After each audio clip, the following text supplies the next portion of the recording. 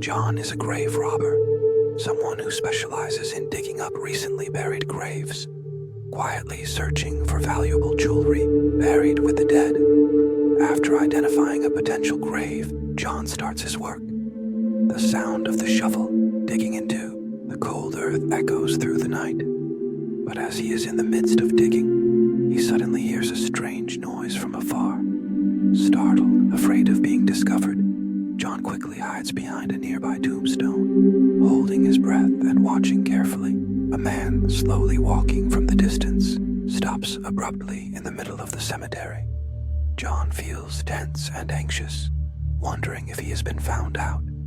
In his moment of confusion, he inadvertently glances at the tombstone where he is hiding, and his heart nearly stops. The picture on the tombstone is the face of the man walking toward him. A cold chill runs down John's spine as he panics, tightly closing his eyes, trying to hold his breath. He tells himself it must be an illusion, that if he stays calm, everything will pass. But after a while, when the silence becomes overwhelming, John slowly opens his eyes. Right in front of him, the man is standing inches away, his hollow eyes staring directly at him. A cold voice breaks the silence. "You thought I wouldn't know you were hiding here? I live in a small village by the river. To get to school, I have to cross the river every day by Old Man Tom's boat. That afternoon, I got so caught up playing with my friends on the sandbar that I lost track of time. When I rushed to the boat dock, it was already getting dark. It was just me and Old Man Tom sitting in the small boat, rocking gently on the waves. He sat in silence, staring off into the distance, but I could sense an unsettling tension in the air. As the boat reached the middle of the river, I suddenly heard a faint call. I shuddered and turned around. To my surprise, I saw Mike, a friend from the village, swimming aimlessly in the swirling water. He waved his hand and flashed a strange, eerie smile. "Come down and swim with me." I shook my head, my voice trembling. "It's too late, I have to go home." Suddenly, his smile vanished and his face turned expressionless. His eyes, dark and deep, locked onto mine. Without a sound, he sank beneath the surface of the river. I felt a chill run down my spine.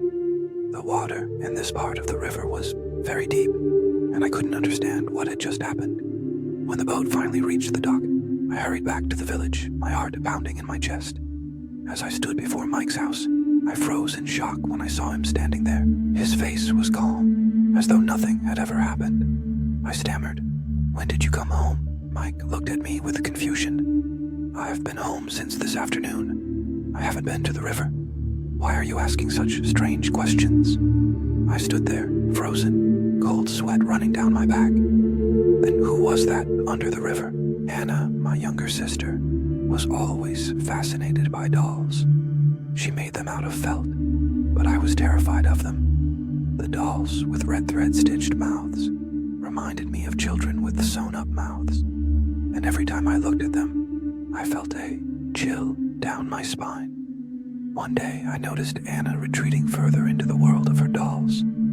She even whispered to them, as if someone was answering back. Then she said something strange. "Sister, people can become dolls." Before long, strange things began to happen.